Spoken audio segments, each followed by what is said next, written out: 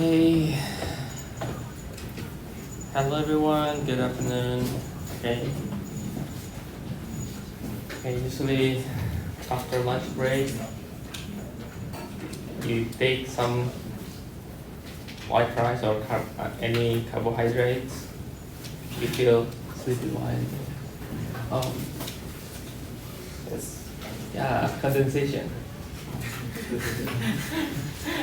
Okay, so yeah, I think you will still feel, some of you still feel sleepy. Yeah, carbohydrates takes time to digest and it makes you feel sleepy. Okay, so perhaps you consider to change your carbohydrate type. Okay? Your white rice or brown rice or maybe other type of carbohydrates. They're easy to digest and then it doesn't make you feel sleepy. It means that the sugar level is low and it's maybe healthy. Okay, yes. Okay, look here. I think we defined something called limit, right? I hope still remember just the Tuesday class. Okay, so let's take some questions like this. 5. So limit x approaching 1 of f of x. F of x is the red curve on the picture. So A, and you are going to give the value by taking the unit.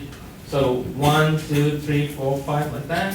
1, 2, 3, 4, 5, and it has some, I think, already prepared some proportions so that it can be easily observed. And then one more point about our course. Okay, you can view your recording, our class recording, and also I will upload the notes after we are having some progress. So not all weeks. So it will be maybe chapter 1, chapter 2, chapter 3. Okay. So maybe if we finish today with some progress, I will put chapter 2, but I will write the notes. Chapter 2 maybe until which part.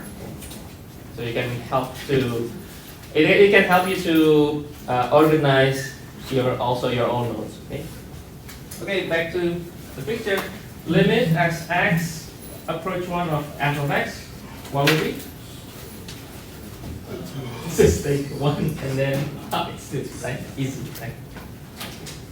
B. Remember how to read this? 3 and then minus on the superscript. How to read? On left, yeah. So limit approach as x approach 3 from the left. So 3 will be here. And on the left means that from here. Okay. Okay, and then 3, it seems 1, right? So 1. So let me maybe write here. Then this is equal, what is this? 2. This is 1. And then if approaching from the right, okay, what do you think?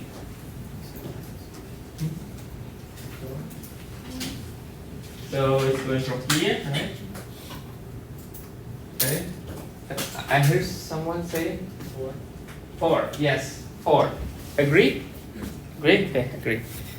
Okay, if you're still confused on how to get 4, you need to focus only on the curve. Okay? So remember, limit is the concept that closer. Okay? That is close by. So it's close by. Okay, it's still here. Do not attempt that you make some creative answer. Oh, here. No, okay, different. This is if f of 3 is this, okay, which is number E. Okay, so f of 3. We know f of 3 from the picture from the curve that is equal 3. So because this is 1, this is 4, then this does not exist. Okay, just a quick review on what we have done okay up until now. So yeah, do you still have any questions about the limit?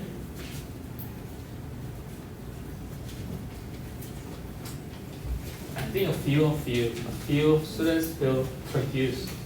No? Yes? Okay.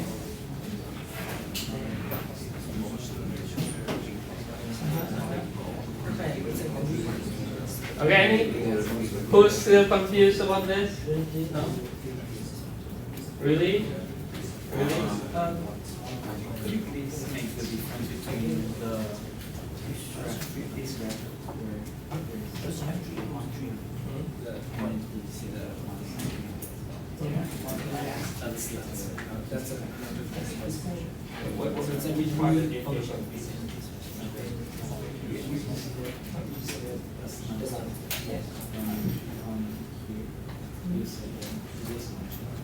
But it's I mean this is because it's going here and it's going here. Yeah. It's not an function. Yeah. Yes. It's function. It's function. Yeah, but it's also a limit. It doesn't exist. Limit doesn't exist. I mean which you are confused? No, the fact that no, here is Yes. It exists because you see only one circle. Okay, let me just give you another. That's different example. Different example here. What you mean is okay. Let me ask other students as well. Okay. So I have a curve that's going like this, and I have a hole, but I have another point that is we can have its value. Let's say this is, let's say 1. Okay, so limit, let's say this is another function. Let's name it g of x. Limit as x approaching 1 of g of x. And let's say this is, let's say L. Which one of you think this limit doesn't exist? Okay, that means you're still confused. If you think that this doesn't exist, okay, it exists. L, okay?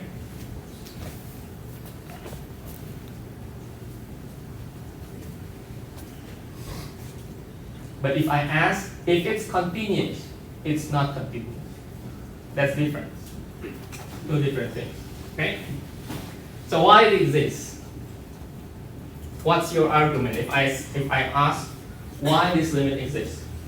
Because where the approaches from both sides, they're the same. Yes. What we are focused is we are getting close by, not at this hole. Okay? Agree? Okay. So we are focused. Okay, approaching from the right. Okay, it's nearby here. Approaching from the left, it's nearby here. Okay. Remember that we have like 0.9999 and then 1.0001, and then those two are getting close to 1, right? Same here. Maybe this one is 0.9999 of x, and then here is maybe 1.0001 for x. That's still close by. And then we say, okay, with limit, we can say that this is approaching L. Okay, so we can say that this limit exists. The same thing happened with our curve here, which we see that, okay, down here, and it's up here. So what your focus is not the hole, but nearby the hole, which means you focus here and focus here, which has a gap. And we say it doesn't exist. Get it? Good. Anyone still have a confusion about this? Okay, I think now we know, okay? Later, we are going to see that this one here, because it has a hole, we say that this one is discontinuous. We are going to learn the continuity later on, okay? Okay. Okay, you can try this one, but I think I will just give you this. Just try to maybe just take some photos. If we have time, we can have explanation later, but I think we don't have time, so I need to skip this for a while. This is also similar questions, like asking, but it's asking which A that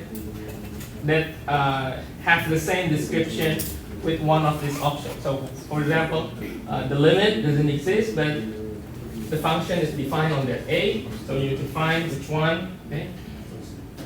I think the simple answer I give you the clue is 4, I think, right? And then you can try the other question as well. Okay.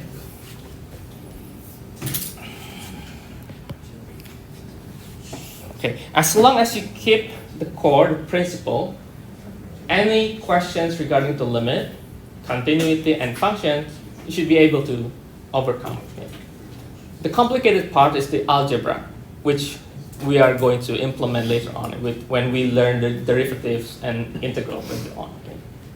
But at least you understand the basic part, okay, the concept of limit. Okay.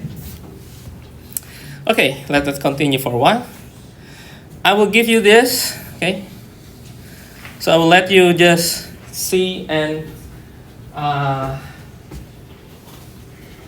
take notes for some, I think, for some sections. Okay, this is what we have, I think, last part, right? Okay, what you are going to state here, this both limit, they need to be exist. Okay? But it doesn't say, like, for example, if I have this plus minus here, these two first two property. If, okay, maybe I will ask you here first. Okay, limit x to 0 of 1 over x is,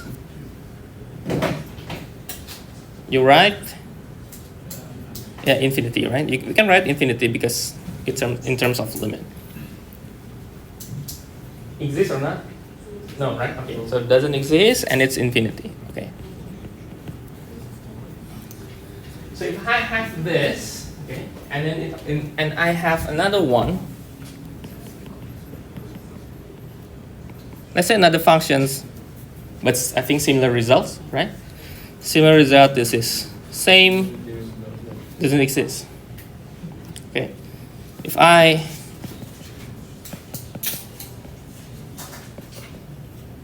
take minus,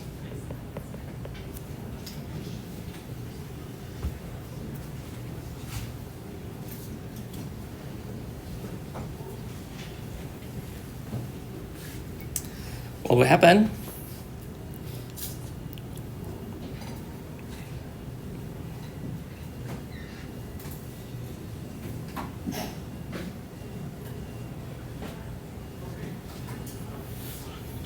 Okay. So sometimes, depends on the functions. If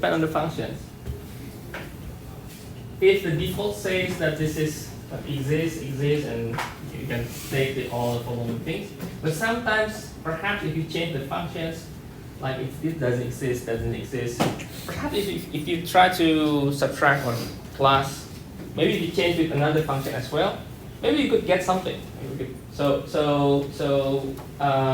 It doesn't mean that it should be both of this should be exist for the following that need to be exist. Sometimes it doesn't exist, but in terms of the computations, perhaps if we subtract or maybe multiply or maybe take addition, maybe it can become exist. Okay? So it also depends on the function, type of the functions. Okay? But for now, what you need to remember, both of this function exist, and then you can have all this following. Okay? But what I'm saying is, for some nodes, that perhaps there will be some cases that you need to check. Okay? So you need to check the whole function, like the whole thing here, and then checking each function, okay, if you can separate. Okay? So you need to observe like piece by pieces. Okay? And then aside from this 5, we also have this limit power. So if you have a power for the functions, that it means that when the n is a positive integer, like it's a 1, 2, 3, 4, like that. So we can take the power within the limit. And I think 6 and 7 is actually similar, because this one is just take the roots. Okay. The roots is actually 1 over n, right? So I believe this will be quite similar. And then I think number 8 and number 9 is also intuitively you already doing that, okay, right? So if this is a constant, okay, it's still a constant, nothing changed, no variable here.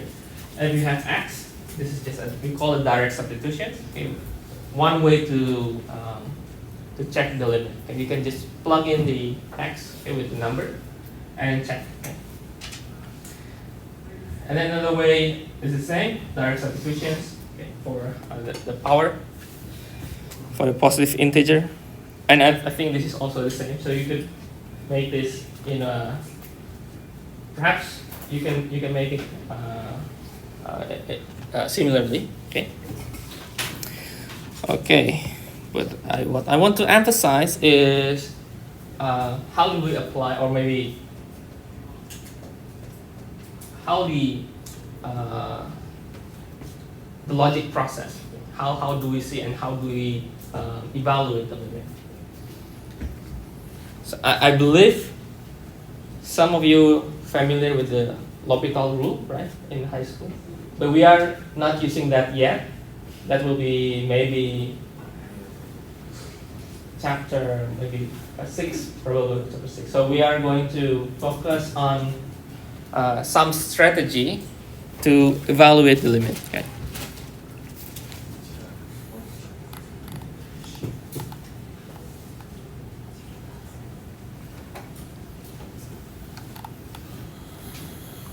Okay. So yes. If in an exam or quiz and we are in the full round and use L'Hopital, we get the answer for the exam. No. No. No, I will emphasize in the exam, you cannot use the L'Hopital rule.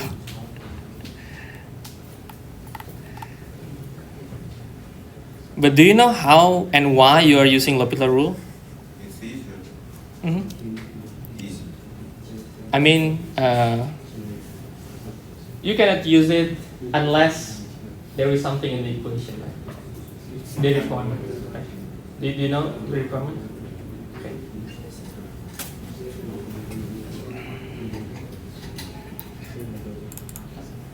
Okay, let me check first.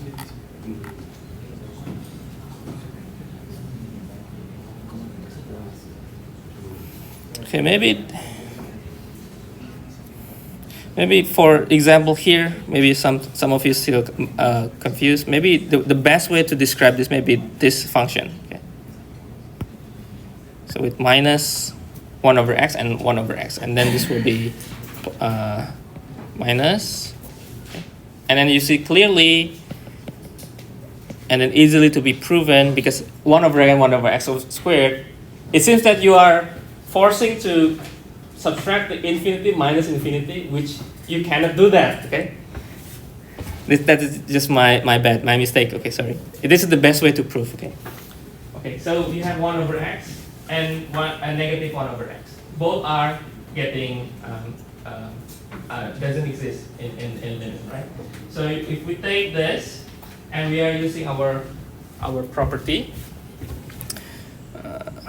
then we can get, let me write here, maybe that. So limit 1 over x and 1 over x. And in mathematics, this is true, that, we get, so the limit exists, right? Agree? So sometimes there will be some cases, if the limit for each function doesn't exist, it doesn't mean if you subtract or add, it doesn't exist. you need to check. Okay? You need to check. Sometimes you need to check. Okay, just in case. Just in case. Okay.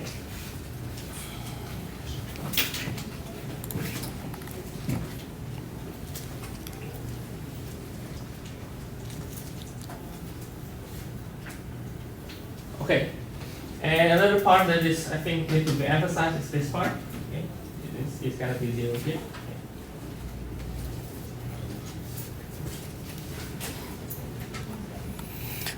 Okay. Now let me go through. Okay, I hope this part finish, and I hope it's better to apply this in some problem solving. Okay, so let me just get you into this. Okay, so first is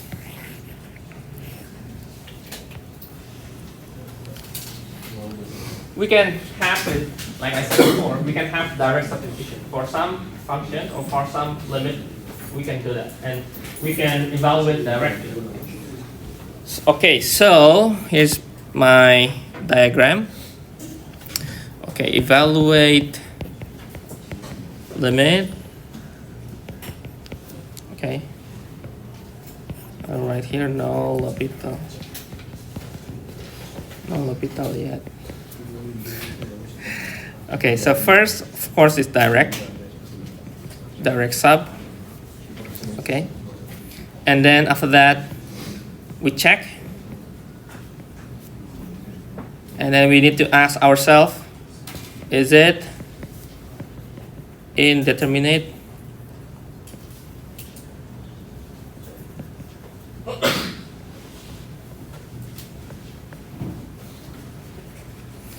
What is indeterminate? Indeterminate is the forms that usually, when you plug in your numbers, it is 0 over 0. Okay.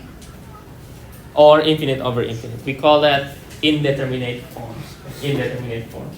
It means that we are not sure yet what is the final product or what is final computation. Okay, so if this happens, if 0 over 0 happens, before you deal with L'Hopital, we can try, let me draw here. So limit, maybe this one is here first. So limit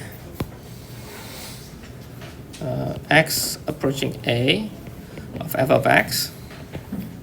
So we try to take f of a. So there will be some possibility. We can take f of a b over 0. So when we check, there will be some value which we can conclude that this will be having an infinite, right? So we can conclude, oh, maybe it has vertical asymptote. Okay. So this is the first one. Second one, if we can get the value, okay? So done, finish, and then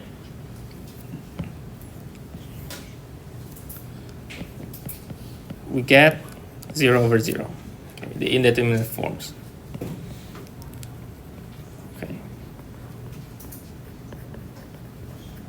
Now what you're going to do? First, you can factorize if it can be factorized. So factorize the function.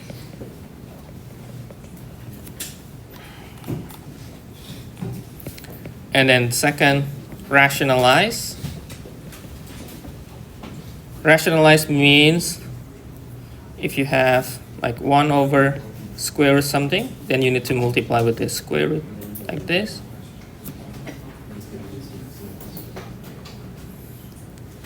And then if it is trigonometry, then we can try some identity.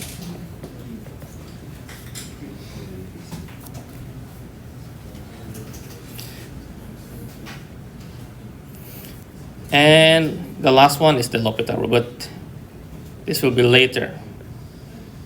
L'Hopital.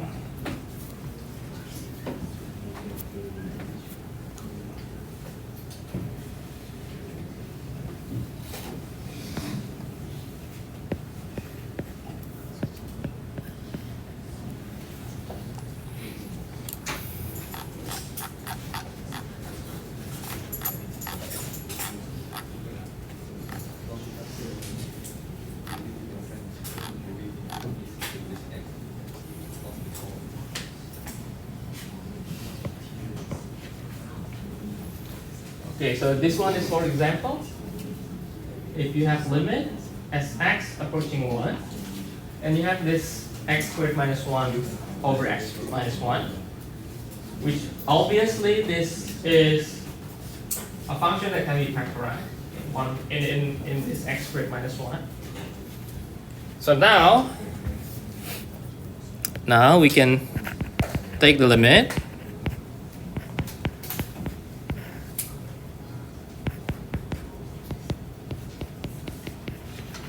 Let me write here.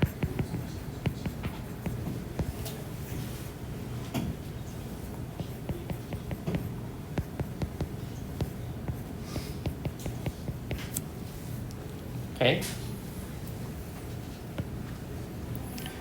And then we can cancel this. Do you know why we can cancel? You still remember that if this is just a function, then we cannot like randomly cancel. So because we have limit now, then we can get it done. We can cancel. Okay. So cancel, and then we say that this is, and then substitute 1 into x plus 1. Okay.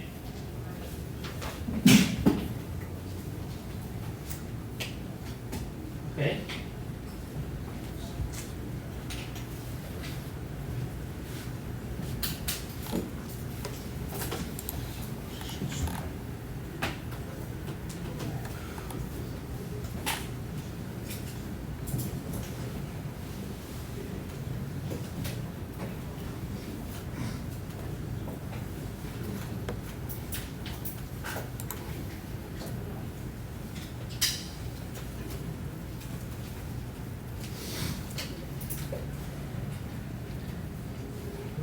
Okay, so perhaps let me explain for a while, okay, to make sure that you get my point. If f of x is x squared minus 1,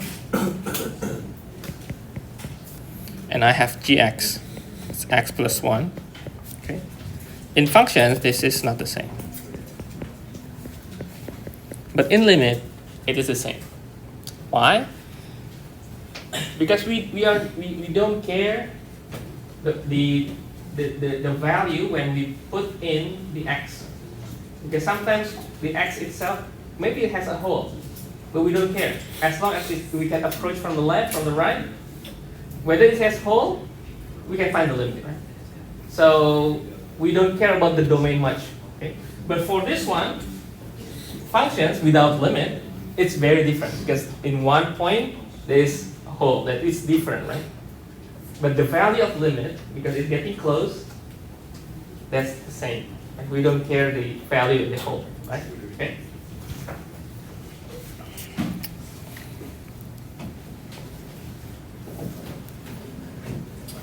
Maybe I will write here, but limit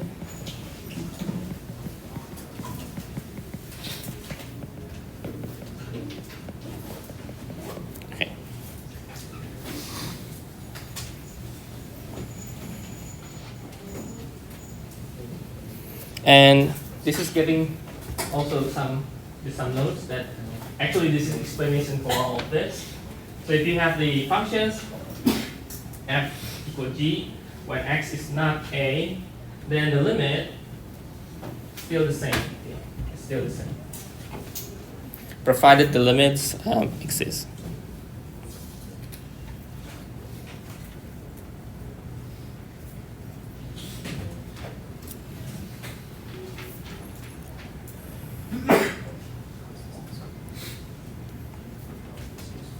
And then if you look on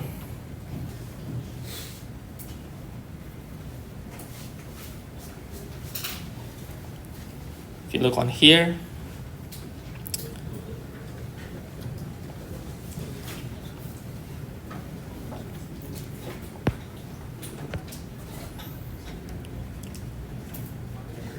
so if we take if the gx is x plus 1 pi, so if x is not equal 1, and then this is f x equal 1, then the limit as x getting approach to 1 of g of x.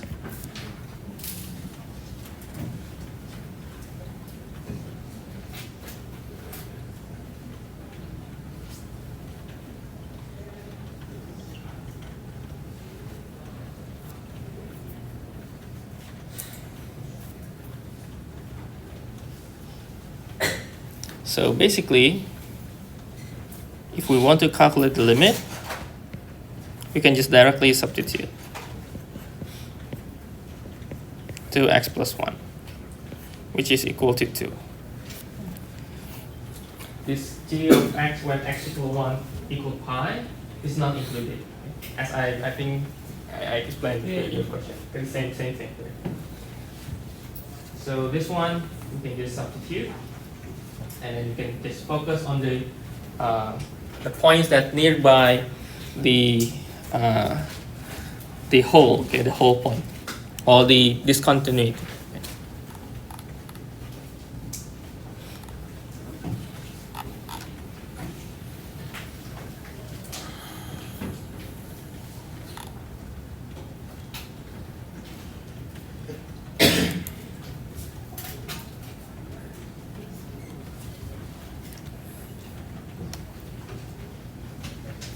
And you can see the graph on the right side. This is the graph from here.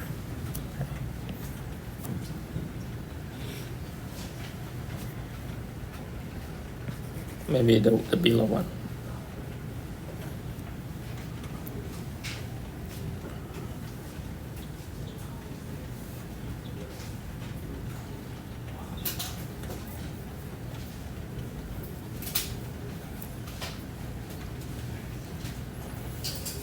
Okay.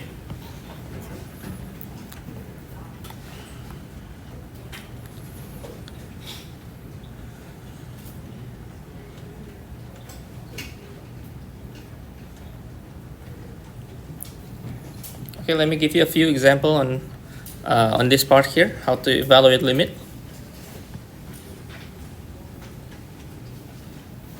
Do we have here? Okay, we have.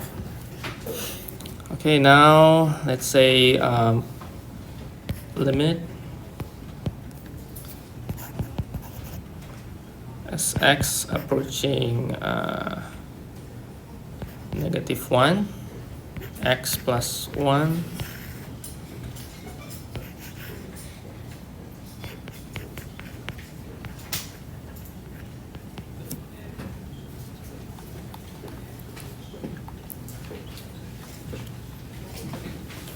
although maybe later when you feel that, because you use the L'Hopital rule and you feel that it can help you, but sometimes maybe the process longer.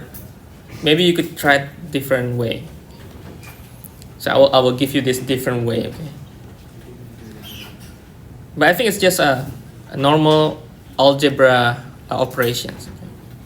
So if you have this one here, whenever you have a square like this, we need to rationalize. We need to rationalize. So it's called the rationalizing, or rationalize the denominators. How to rationalize? We are going to multiply these expressions. So if we have this square, then x plus 5 minus 2, we have, at least we can see two components. We have the one that has under the roots and the constant here, right? So first is how do we, and what value should we multiply with?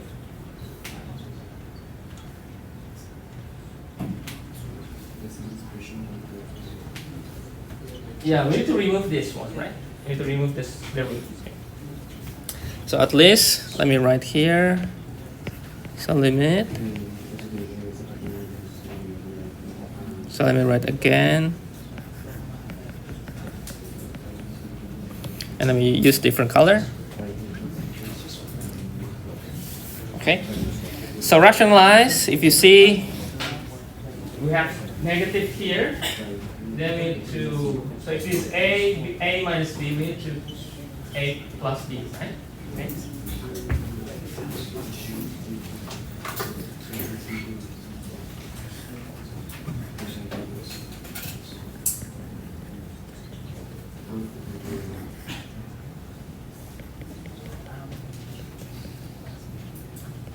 Okay, and okay.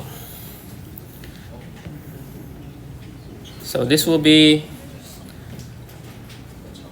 So let me write here some notes that how do we know that we need to multiply with that is basically taken from this factor expression, just a normal expression like that, and then we take that and then minus 4, right? And then just keep this as it is, and then just take that plus 2. Okay. And then take limit x plus 1, okay. And then this is x plus 1, and then this will be x plus 5 plus 2. So we can cancel this one, and then we can direct substitute. So basically what we did is we forced the functions to be simplified, and then at the end we try the substitutions. We check again the x. And then we get that this will be 4. Okay. If you feel that rationalizing seems not really that simple, it means that you need to have a lot to catch. Okay. Okay. This is one example. The second one, if we have limit as x approaching 0, and then 1 minus cosine x.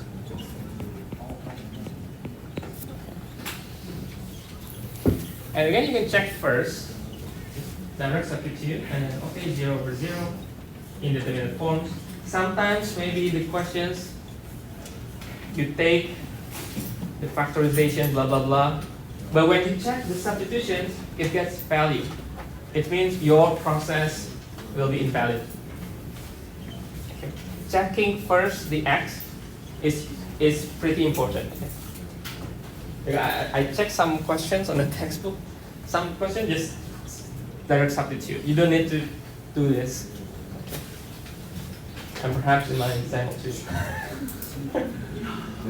So you're right the long way, and then it doesn't need it.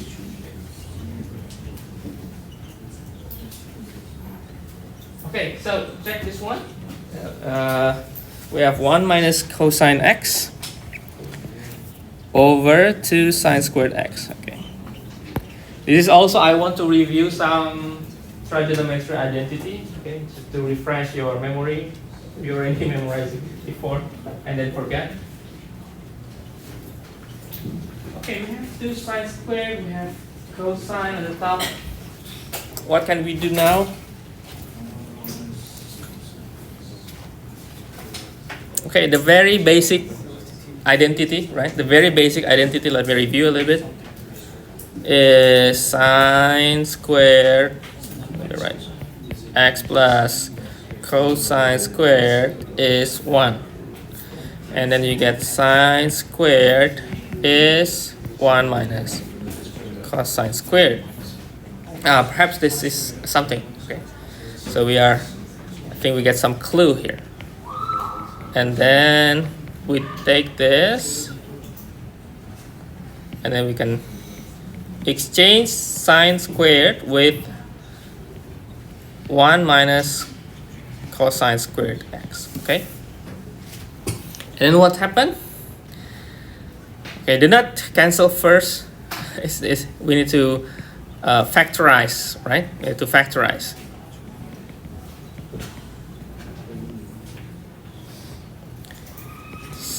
So this is 2, this is 1 minus cosine x, 1 plus cosine x. Now we can cancel. And then we can substitute 0 inside here, which is 1. 1 plus 1 is 2. So we get 1 over 2 plus 2 is 1 over 4.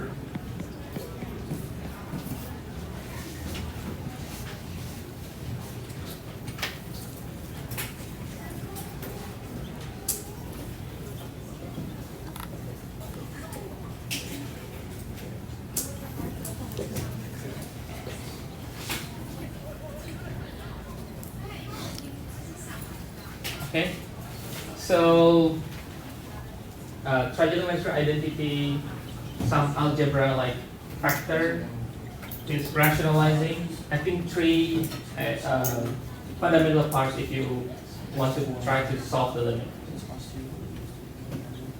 Okay. Another way is L'Hopital rule. Another way is L'Hopital rule.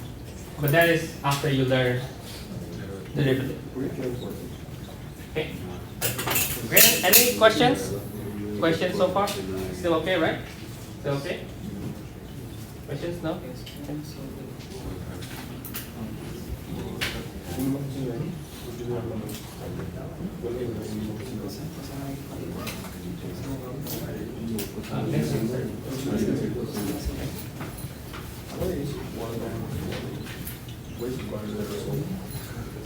This is 1 plus 1, 2, 2, 4. Okay. Wait, so we substitute one. We substitute 0 to cosine 0. Yes. and 1 plus 1. 1 plus 1 is 2, 2 multiplied by 2, 4, right? Okay. Okay. Now let's move to, I think just a quick notes. Okay, just a quick notes about what I also have said before about the left and right hand limit. Yes. I'm sorry, but I have to go now. Oh, I okay. go to clinic Oh, to okay. take care of my toenail. Okay. Okay, so if we see from these two functions, as I mentioned, if we take the absolute value and we need to check the limit in 0 as we approach 0, we can, right? We can. But how about this one, the Heaviside function? Not Heaviside, it is the absolute value of x over x. So it has a hole on both sides here, not Heaviside. We check from the left, check from the right, different. So it doesn't exist, okay? So just a quick notes. So this one is limit x approach 0. This is 0, so this is exists. And this one is, we can say it doesn't exist. Okay.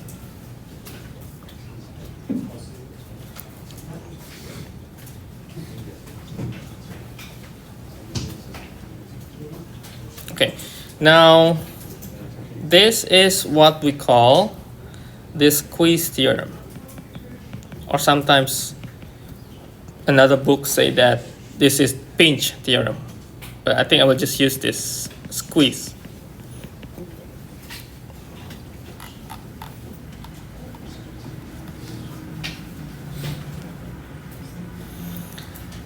So first, to begin, we can read this first and then let me explain. Okay. So if you have a functions, two functions, f, g, f, g, and then if we take approach for the x-axis, we take closer to a, except possibly at a. It means that it doesn't matter if it is not on a. Okay. And the limits of g and of f and g, they exist. If the limit exists, then the value of the limit f is less equal than the limit of g. Okay, this is the first one. Okay. Now, if we have three functions, f, g, and h, and when we are going to approach x closer to a, some point a, and then we know limit of f and limit of h. we know the left and right. Okay? They exist. And then they are equal to L. Both equal to L. The conclusions, the one in the middle, also L.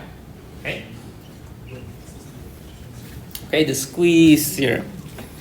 Okay, we're going to have a break and we're continuing the theorem. Okay? Okay.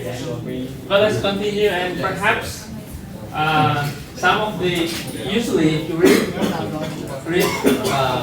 textbook, any textbook like for fundamentals courses, especially for university students, you will see the textbook is really thick, right?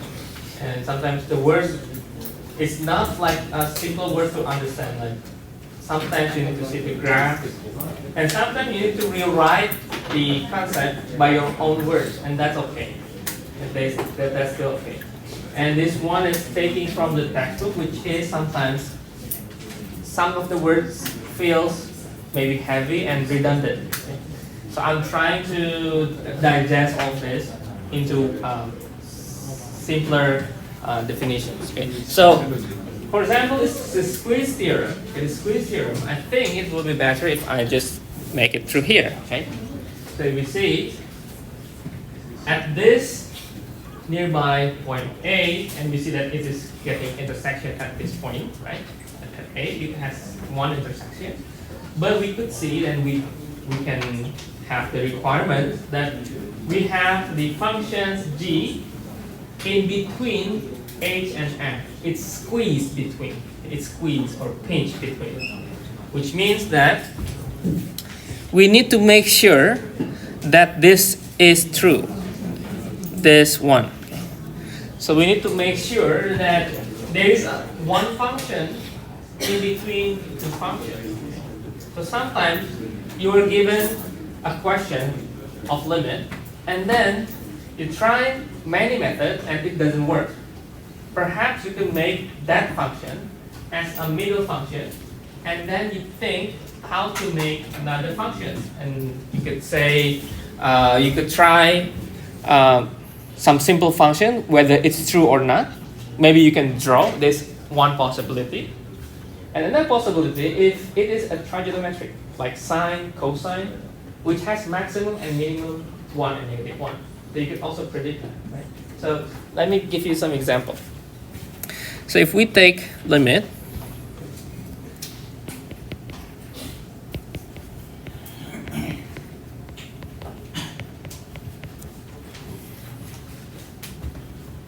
we have x squared, we have sine 1 over x.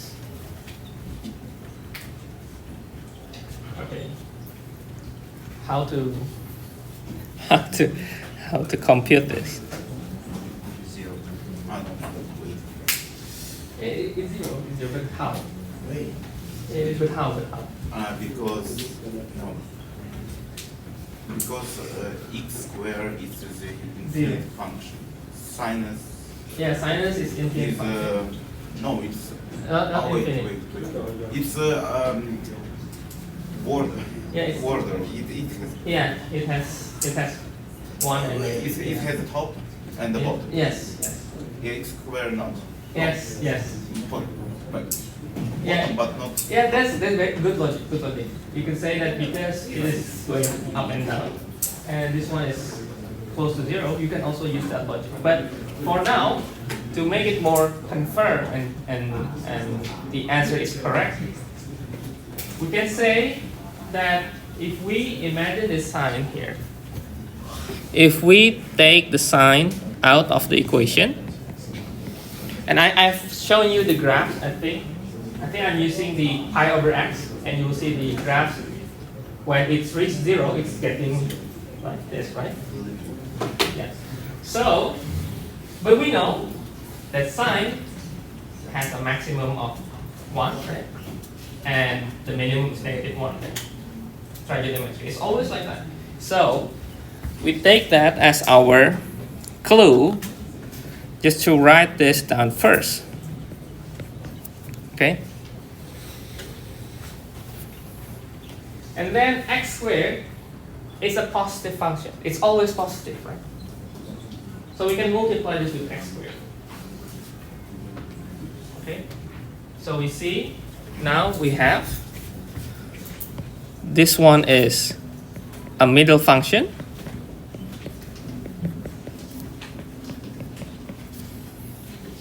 Between negative x squared and x squared. Okay? We know this one is 0. This one is 0. So this should be 0 by squeeze theorem. Okay? So we could take this. So because limit as x getting 0 of negative x squared is 0, and limit is 0, then limit as x approaching 0 of x squared sine 1 over x equals 0 because of squeeze theorem.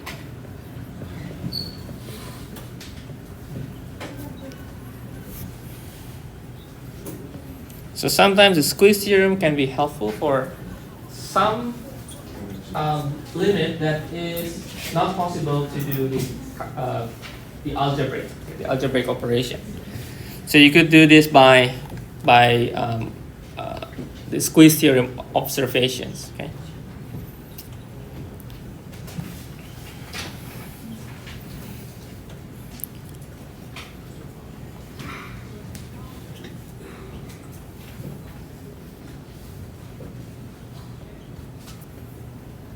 Let me copy this to the next page because I have the picture of the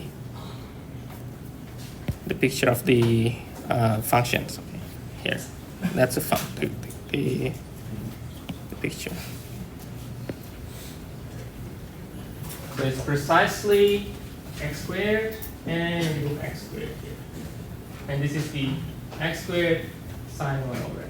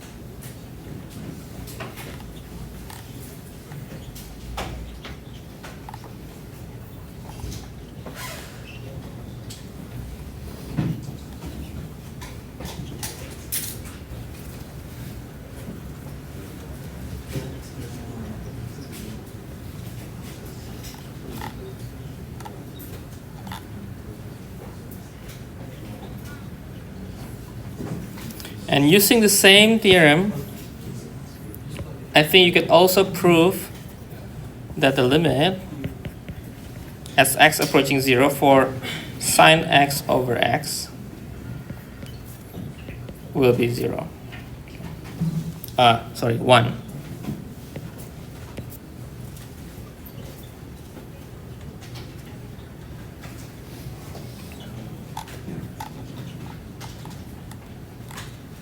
How to do that, right? I hope I have time to get this.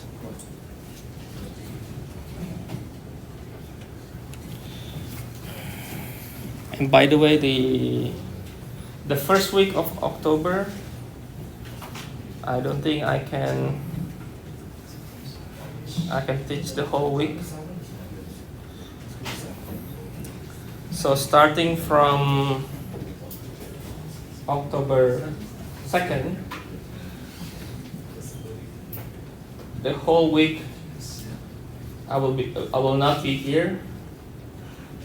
So I will just give you some additional content, okay? But you should come to your TA class, so only TA class. So additional content for the first October, the first week October, okay? So the whole week, the whole week. But since we are having, I think, holiday until October 10, right? So we meet again for calculus in 12 October.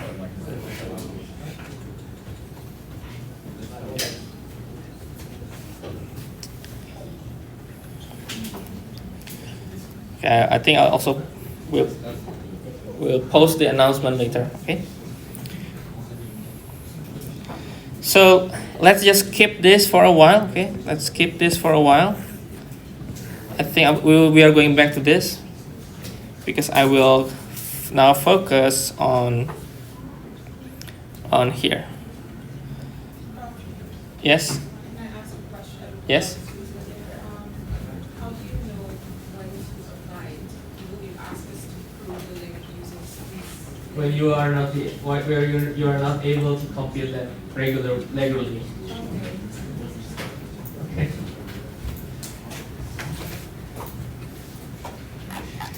Okay, now the precise definition of a limit.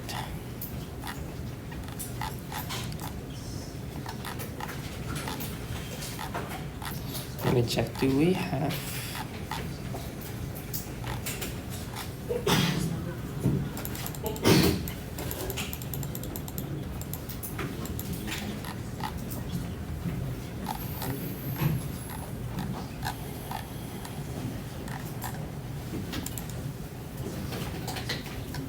Okay, let's see the functions, the piecewise functions.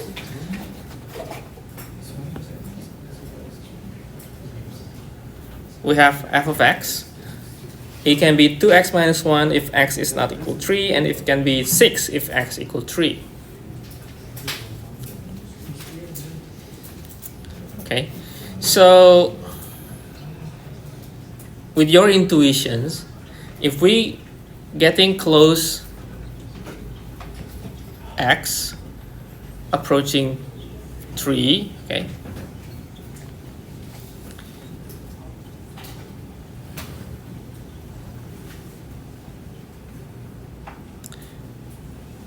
and then if this is not equal to 3, then f of x is equal to 5, right? So limit of x approaching 3 for this f of x, we are taking that this will be 2x minus 1, which is 5, right? We already done that. But the questions for more detail, okay, it's intrigue some mathematicians to get to know how close to 3 does x have to be so that the function of x differs from 5 less than, let's say, the smallest amount is 0.01, or maybe just 0.1 first. So what does it mean? Okay, 0.1 is just example. It means that previously we just say limit is a concept that is getting close to, closer by, right? But some mathematicians, they want the number. They want to prove what kind of number, what small number it can be. Yeah, and then they devise the another symbols which we using later, the delta epsilon definition. So sometimes we call the precise definition of limit is a delta epsilon definition or delta epsilon limit. So what we are going is you will find it is interesting because at the beginning you will feel like why we are doing this. Okay, so let me get into that. Okay, let me go here. So first,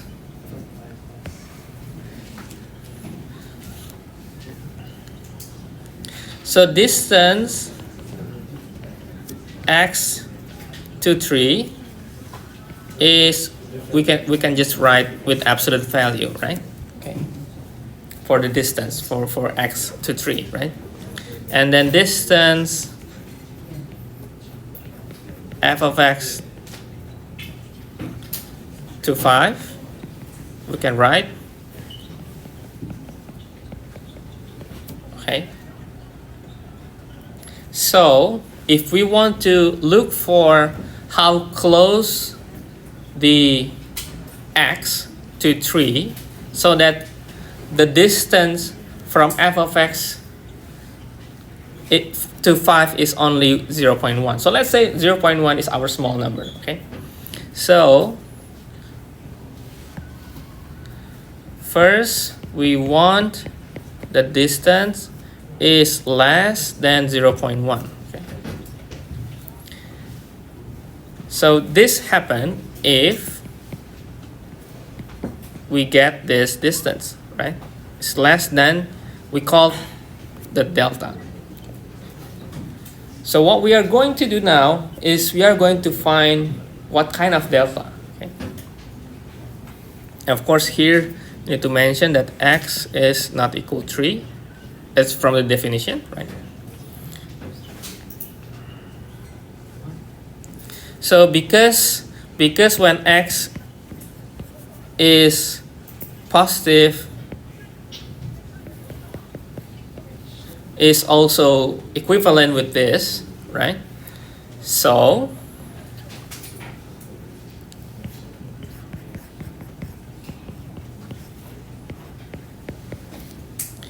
this is true if we need to break down everything here, okay?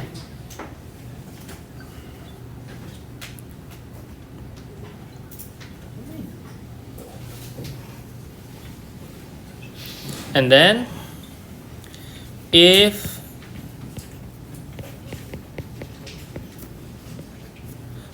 we divide by 2, this becomes 0.05. Okay. Why divide by 2 later you will see, because that is from the functions given. Okay. And then the distance should be equal with the functions, right? This is the function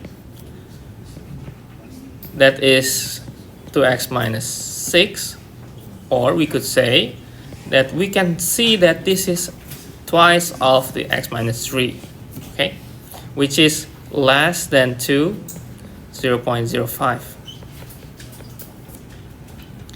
So the small number that we are looking for, in this case, when f of x to 5 is less than 0.1, this is true if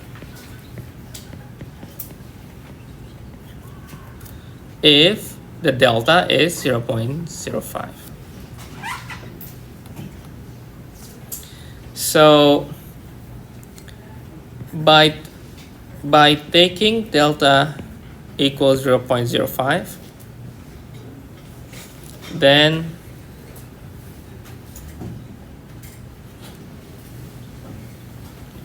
this means if x within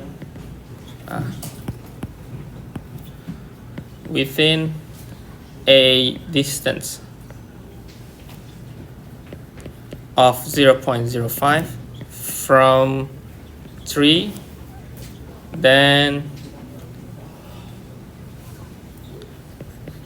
f of x within distance of 0.1 from 5. So what does it mean? It means that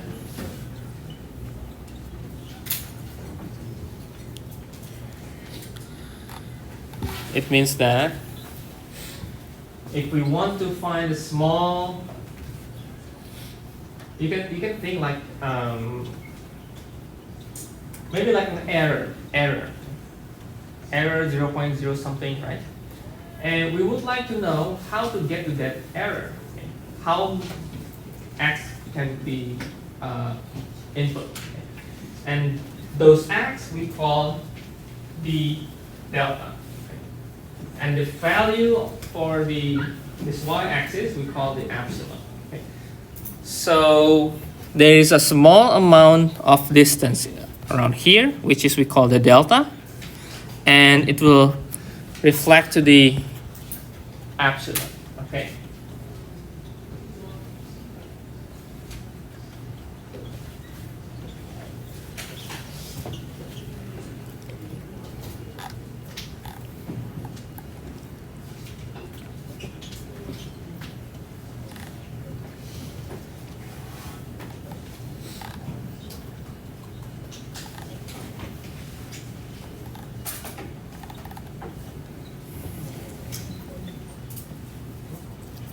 So this epsilon delta is actually acting like an intermediary number, like a number in between that you can just pick and try for any small number, 0.1, 0.01, 0.001, and then you can try to input that, and then perhaps finding epsilon, like assume some epsilon with some numbers, and then find the delta, and then prove that the delta is correct. Then you prove the whole limit. Okay.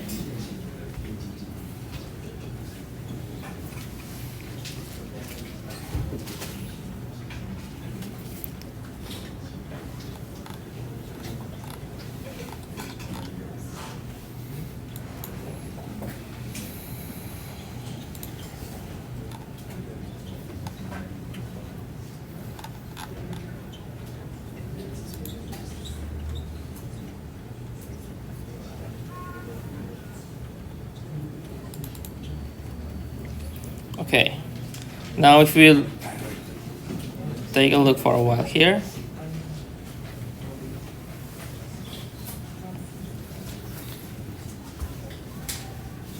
So this is just some explanation about how we could imagine the delta and epsilon. Okay.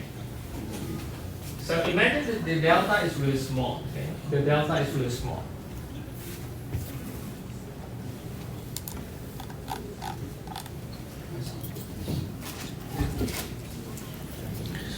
So what we are going to find, or what we are going to focus, is we need to find this delta here. Okay, so we need to find the delta. So this must be work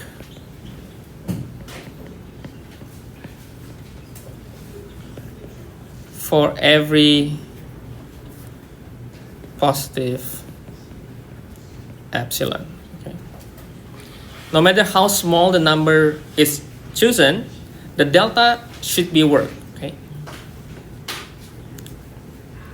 And if we make it smaller and smaller, like if you see here, maybe this is 0.1 for the epsilon, and then maybe this is 0.0001, okay, and it's getting smaller and smaller. But the idea is you need to make sure that this delta is work with that epsilon. And of course, if the equation is simple enough, it's easy to prove, right? It's easy to prove. So let me go through again the other example.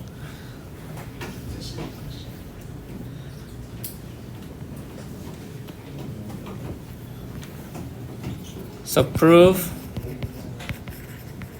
that limit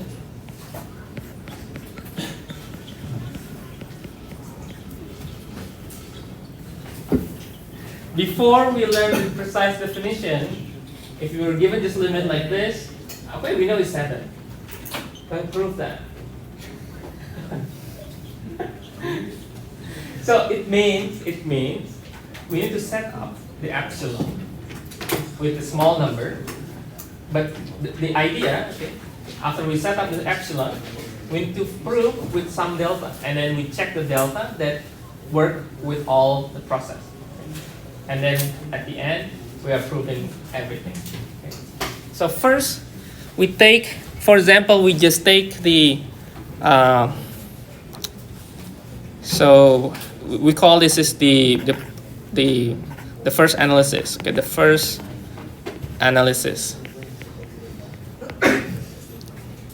So this is the assumptions. So we need to make this true. Okay, so x minus 3, okay, is the delta, right? Then the distance between these two is less than epsilon. Okay.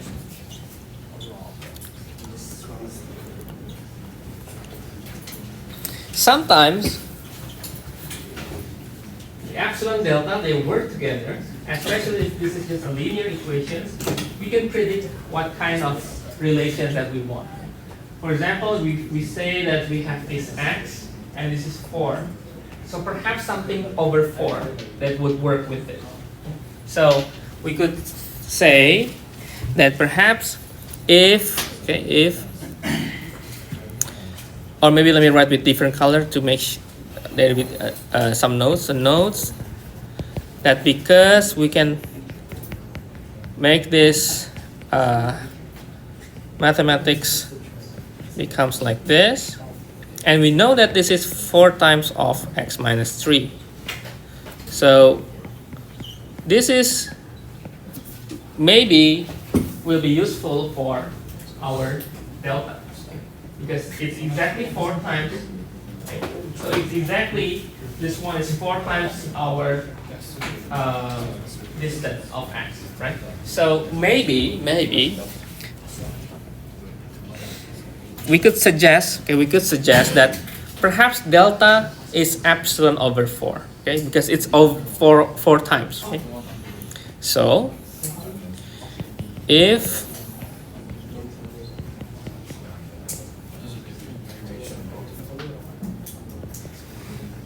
then we could say this is 4 times of x minus 3 less than epsilon. Okay.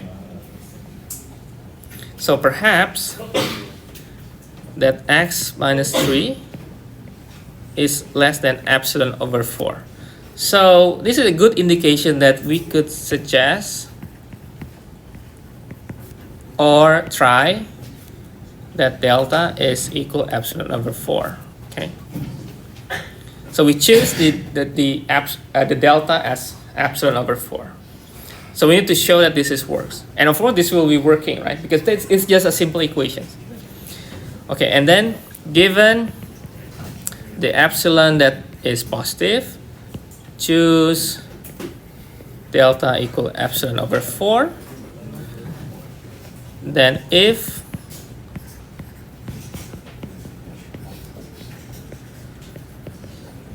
then we could just write everything. We'll just rewrite again this part. So this will be 4x minus 12. This is 4x minus 3, which means that this is smaller than 4 delta, which is equal to 4 epsilon over 4, and this is getting back to the epsilon. Okay, it means that our assumption or our predictions is proven, which means thus if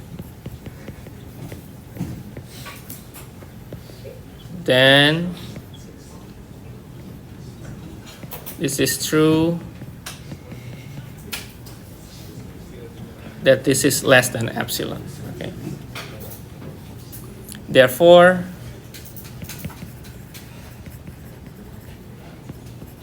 by definition of limit, then limit is equal, or maybe here is 7. So the important thing in between this process is choosing which assumptions, okay? Choosing the relation between epsilon and delta. Okay?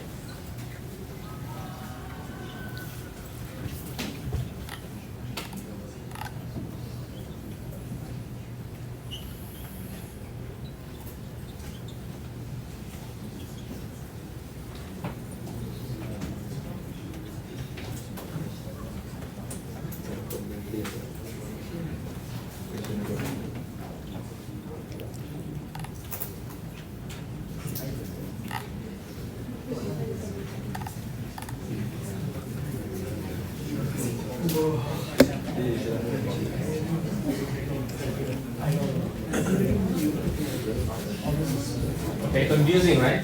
Yeah. That's okay. I was also when I learned.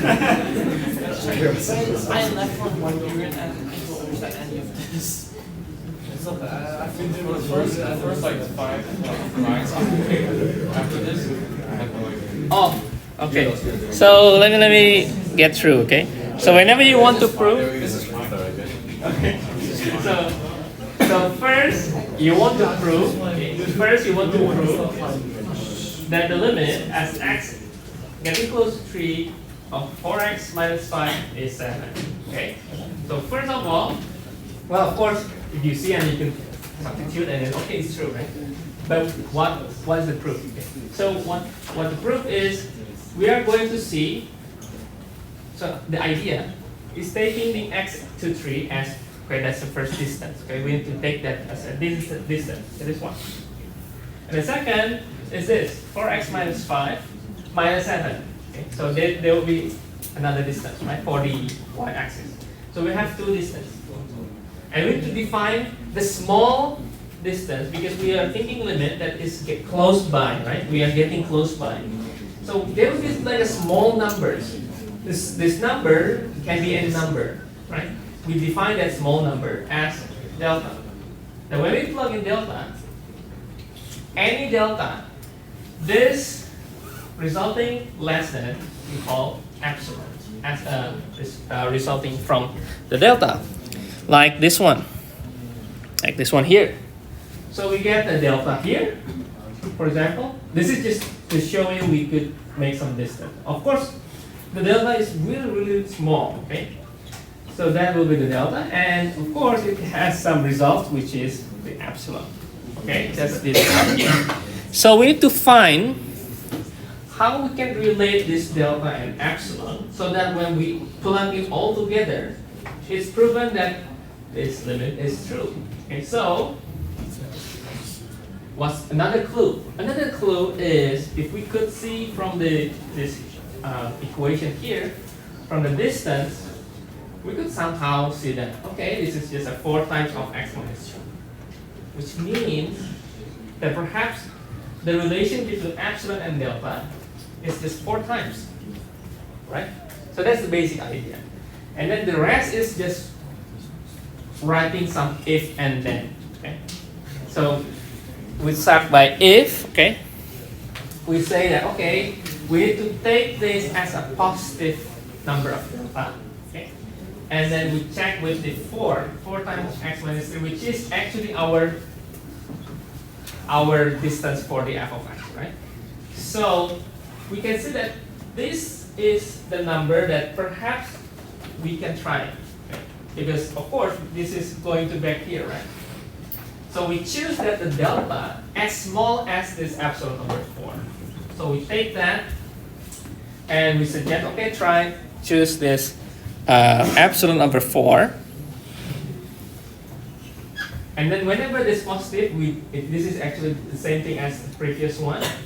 But here we directly try the epsilon over 4. So epsilon over 4 is x minus 3. So we substitute x minus 3 with epsilon over 4. which is less than 4 delta, which is 4 multiplied with epsilon over 4, which is getting epsilon, which is, this is the same statement as in the beginning. Okay. So it's, well, in calculations, when you try to do this, it's kind of like we move forward and then backwards.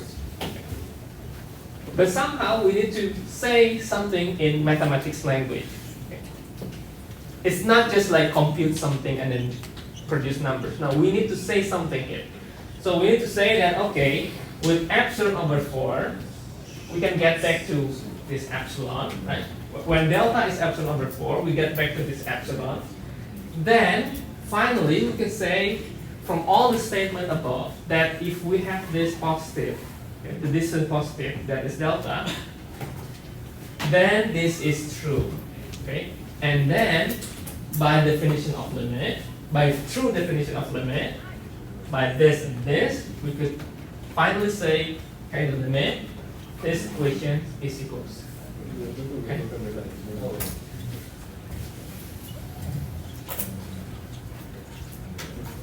So the key is this, okay, finding this. The rest is how you try to talk, okay, try to explain. You can actually, how to explain, you could start by this, and maybe you could try to showing, okay, we have this, and then don't forget that, because epsilon and delta is our assumption, and maybe you feel like this is not really helpful, right?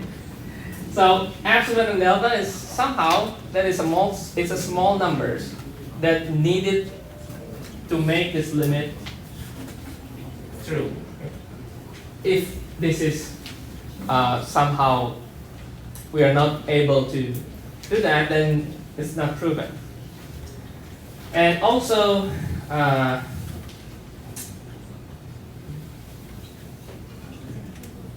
when I was learning this, I also think that why we are doing this like forward and backward. If you think through, when you learn like limit, the concept of like it's abstract, right? Limit of something equals something.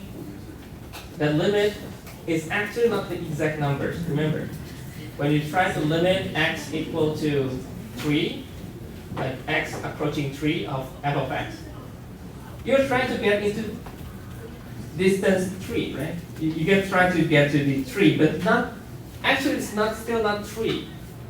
But in our life, sometimes we need to have some sort of simplifications and how to model, right?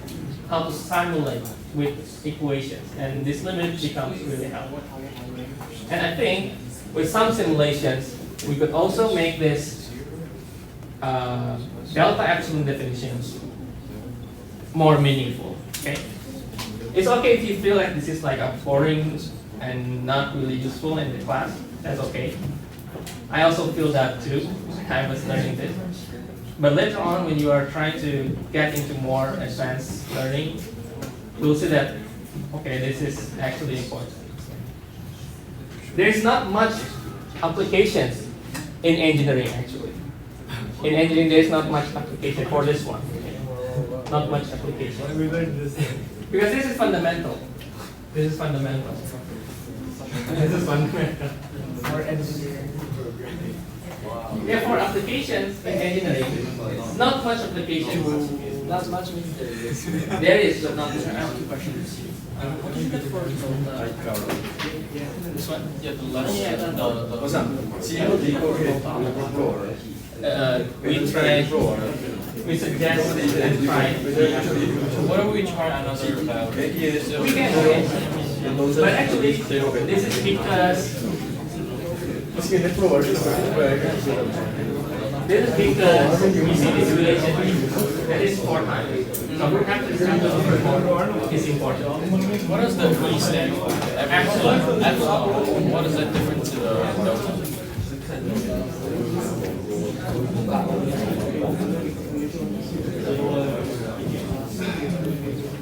Epsilon for this, delta is for this.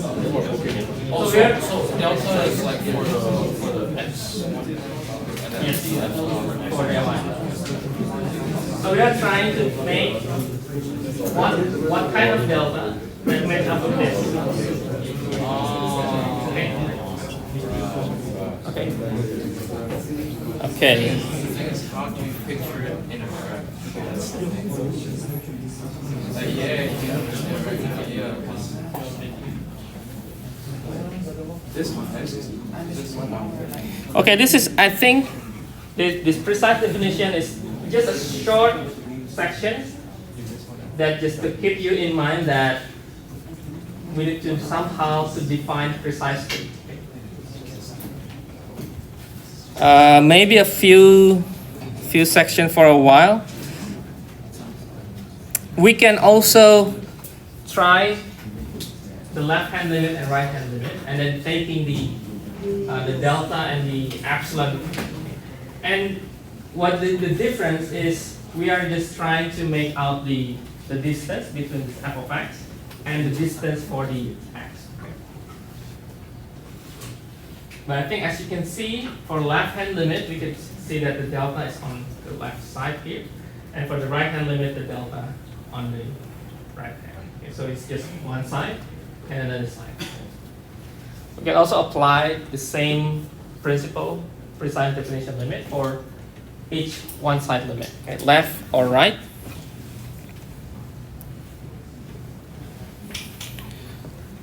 Okay, I think the rest, just a few more, I will just take it for next week.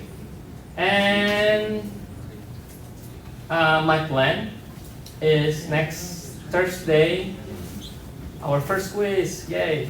Oh, not happy. Right? Oh, one. Okay, now you're now getting focused. Okay, good. Next week, Thursday. No, I'm kidding. No, it's really. Thursday. So functions, limit, at least until the one that I will teach Tuesday. Yeah, Thursday. Quiz only 1 hour. Another 1 hour is classes.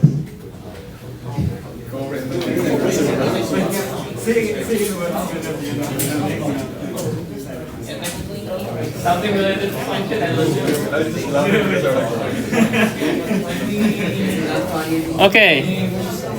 Okay, so now.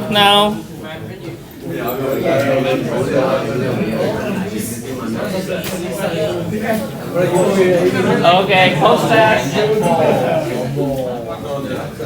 Join through the website, joinmyquiz.com, try the number. The code, and use your student ID, okay? Student ID. And do not use any random name. I will not be able to know. Can I just use like student ID and then AK there? Yes, that's okay. As long as you have the student ID.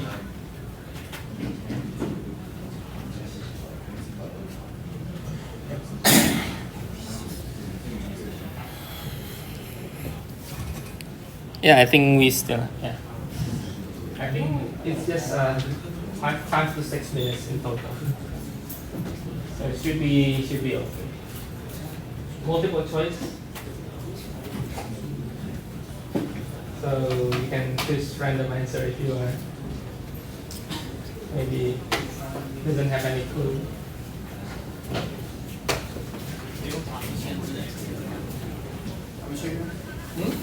Do you have time for this? Yes. Can I take a look at the PDF? Yes.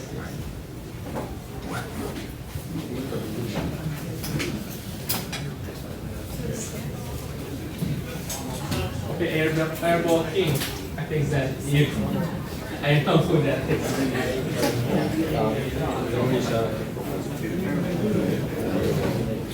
Okay. I think we can start, right? We can start. Okay, start. Oh, really?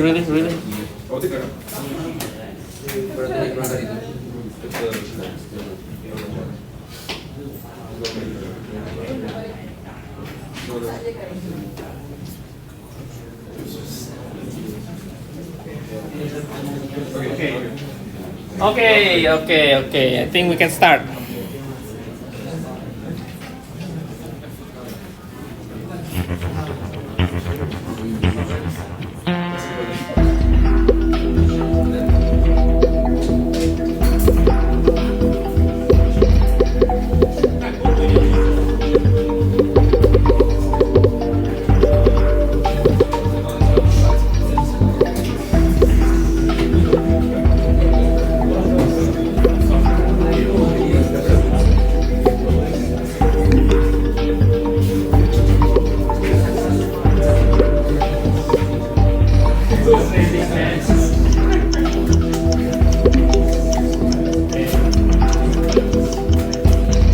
I think all the questions I have emphasized before, so I only remember.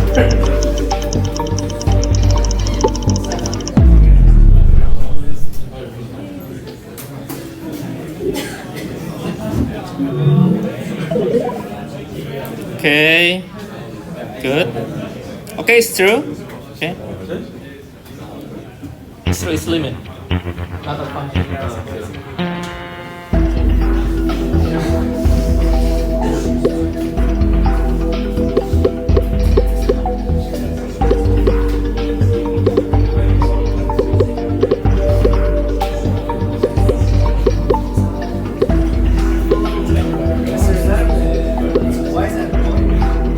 What's the first thing you need to do when you see a limit? Substitute. Okay, substitute. Don't try anything else.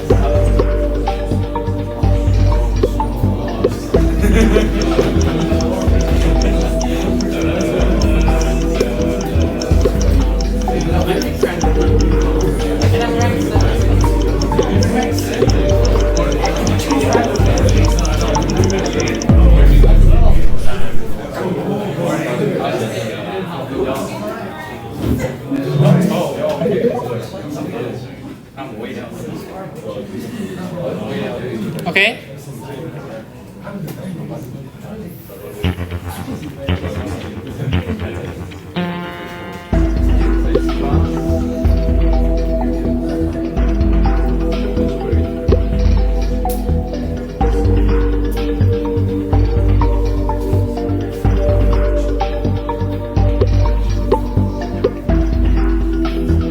I hope the graph is.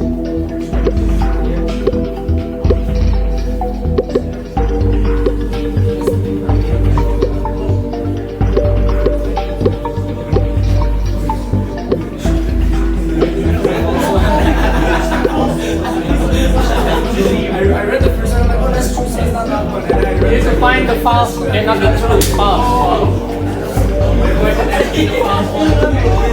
the first one I read the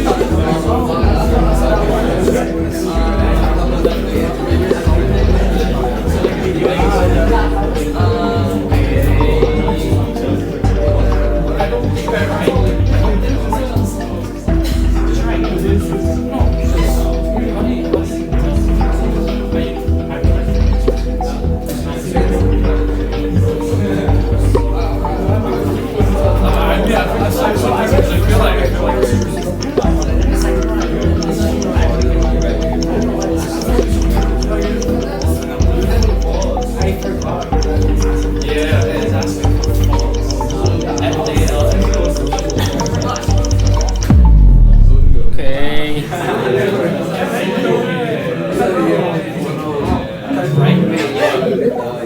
Okay. Good. Okay. Okay. Last question.